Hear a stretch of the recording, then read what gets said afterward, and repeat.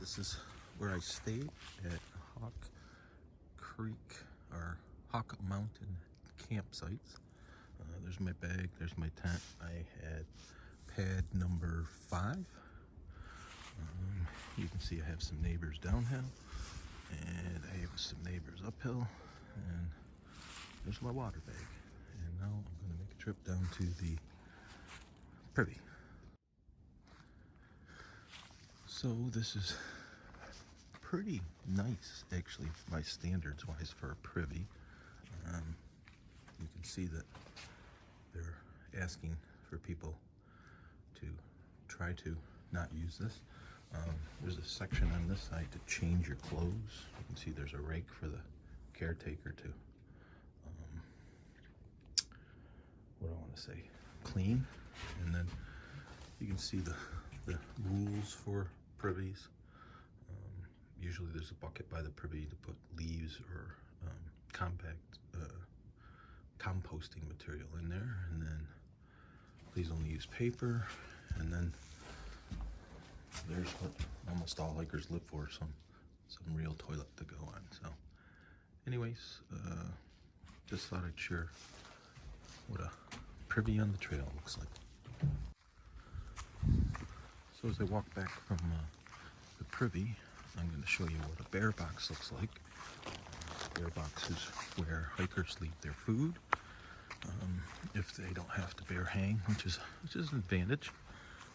If you don't have to bear hang, which means hanging your food from a tree so that a bear can't get it. It is, by the way, very, very rare that there's bear activity in camp with people's food, but that's probably because people are avoiding it. So I'm going to, again, try to evidence what the bear box looks like. So there's a lock on the side typically.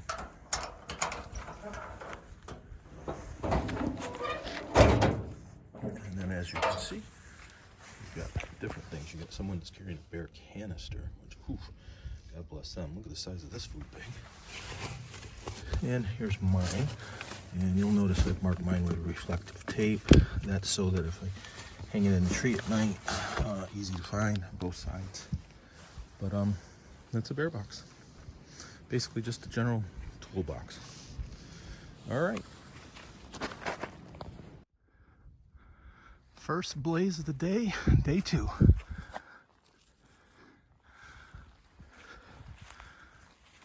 Headed to Gooch Gap and Gooch Mountain Shelter this morning.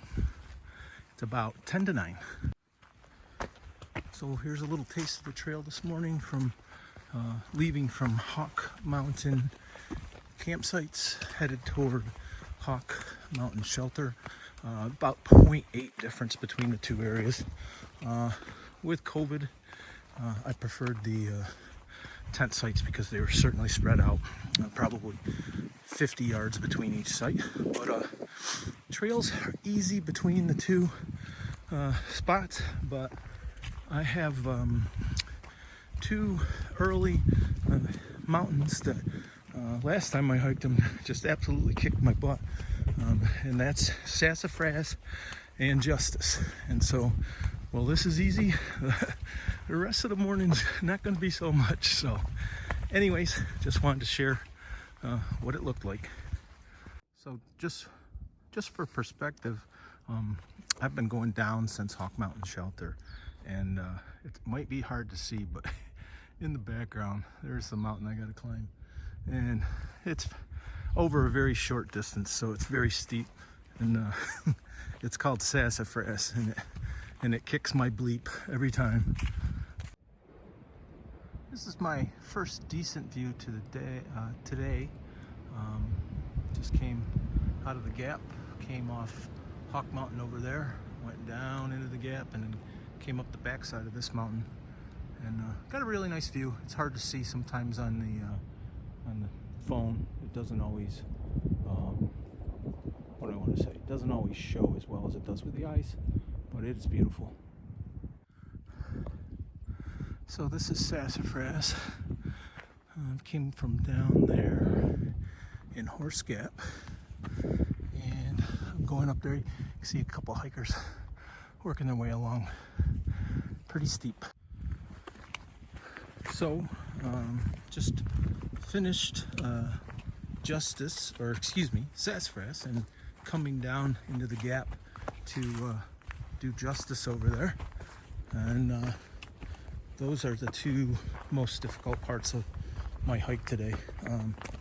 After that, not that the hike won't be difficult, but it's not as much elevation change.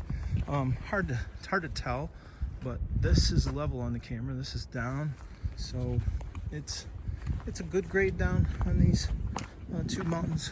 But this one happens to be a little more rocky and loose rock, which makes it slippery. So have to be careful. Anyways, wanted to share. Just a quick video to say hi to my friends here from Florida who I met at, what's this gap? Horse Gap? Cooper Gap. And they are hiking from Woody Gap back to the lodge. And does anybody here have a trail name yet? No trail names? No. So you got to start nicknaming each other. Yeah. Somebody's done something stupid along the way. So, but I just want to thank you for your kindness and the conversation. Thank you. And good luck on your hike. Thank you. So far, Justice is not even close to as hard as I remember it. Possibly I'm in better shape, or just it's easier. Right now I'm kind of on what they would call a ridge walk. It's very level. Trail is in great condition here. Some sections have been pretty rocky, but this part is beautiful. But only really 4.8 miles to where I'm staying for the day, and it's only 1 o'clock, so I can make those miles easy. But I promised myself I'd go low and slow to start out, and that's what I'm doing, and hopefully that'll help me avoid injuries and just be able to stay on the trail the way I want. All right, gotta get rolling. It's kind of a cool part of the trail. It's surrounded by rhododendron and very green, just a lot of nice trail switchbacks. Not a lot of elevation right now, which is nice. And as soon as I say that, I'm sure there'll be something, so just wanted to share. Gotta get rolling. So there's my tent. I walked around, came over here. This is the AT. You can see a blaze right here on these two trees. And now I'm gonna give you a little treat. I'm gonna take you downhill, which water is always downhill, to get my water and come back up. I am at Gooch Gap. Had to push on. Gooch shelter had all of the tent sites around the shelter tagged off with rope because they're trying to reestablish the ground material there that's been worn out by so much traffic.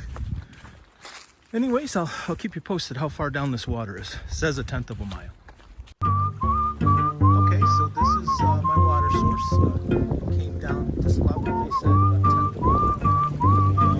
Used to be a little bridge across here, probably make it a lot easier. You see there's a little waterfall there. But I filled my water up right there. Here it is. It's